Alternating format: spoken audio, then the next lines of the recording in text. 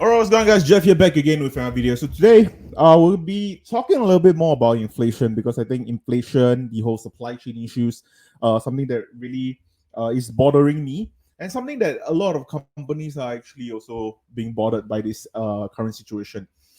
So let's talk about shrinkflation today. For people who do not know about this term, which I'm pretty sure most of y'all do know about this term, or at least y'all know about the concepts around this term. So basically, when we talk about inflation, it simply means that you're actually giving the same amount of product or services for an inflated price. So when inflation goes up, basically the prices of all the products and services are going to be going up eventually. Shrinkflation, on the other hand, basically the price of whatever service or products is going to stay the same, but the amount of service or product that is going to be given to the consumer is going to get lesser and lesser, which, well, shrinking. So the thing is that we actually got news from Domino's, talking about how they are going to be reducing the number of wings in their 7.99 deal from 10 wings to 8 wings, as the company uses shrinkflation to offset their inflation. So I'm pretty sure that this news is not exactly new news, because this was actually out about, I think, about last week or so. But I think that this is basically one of the ways that a lot of these so-called big corporations are trying to use methods to actually bring the inflation over to the consumers. So I'm pretty sure that I talked about this when during the renomination hearing for Jerome Powell. We actually talked about how Elizabeth Warren brought this point forward, where a big corporation basically are trying to pass over the cost of inflation over to the consumers, and consumers are all right with it. Okay. But the thing is that a lot of time their profits are actually getting higher and higher, especially for the tech companies, and also the recovery companies per se.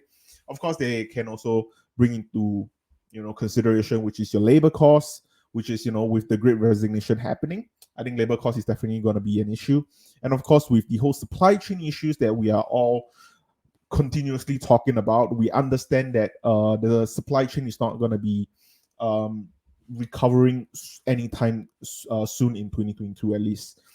So basically, because of this few reasons, they can just kind of pass off the cost over to the consumers.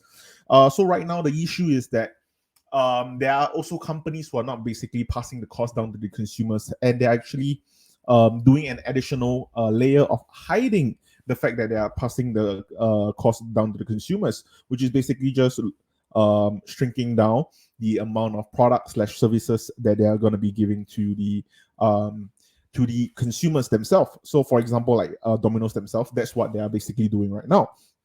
So I'm pretty sure that there are also a lot of other companies that you might not be seeing like a huge price increase, but at the same time, a lot of time you can see that when we do not see a huge price increase, chances are there will be some things that we actually have to do a little bit of give and take, which I think that is one of the situation that we have to kind of deal with, especially with the big corporations. The things I really wanted to talk about shrinkflation for quite some time, which is why I kind of wrote it on the post-it note as it is.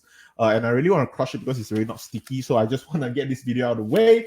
But anyway, yeah, I think that because of this situation, a lot of companies are kind of just using shrinkflation as a method for them to kind of say that, yeah, we're having like 7% inflation year over year, but we're not increasing the prices.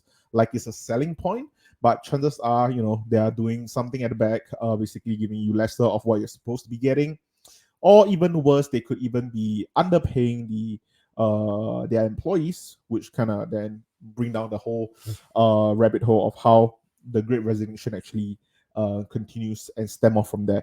But yeah, basically, I just wanted to get this off my chest about the whole inflation kind of thing. I was actually thinking about it right after Elizabeth Warren brought that up. I realized that the things that profit margin for a bigger corporation will definitely be higher, especially because I read a lot of earning reports. Every earning seasons, I read all the earnings report. And because of that, I kind of understand where she's coming from, where we have fatter profit margins for a lot of the bigger companies, especially if you look at all the trillion cappers, all of them are actually having way better profits in the past 3 quarters. And a lot of them are basically saying, yeah, inflation is going to hurt us bad. Amazon is also talking about it, like how labor shortages is affecting them, how labor no, how supply chains is also affecting for your chip manufacturers, of course, how it is affecting like the not tech. Hold on. Like Apple, they are talking about how supply chain is also affecting them. Of course, I think for Apple, it's harder for them to really push the price down to the consumers, because the prices are often being compared every single time a new flagship series is actually being released out to the public.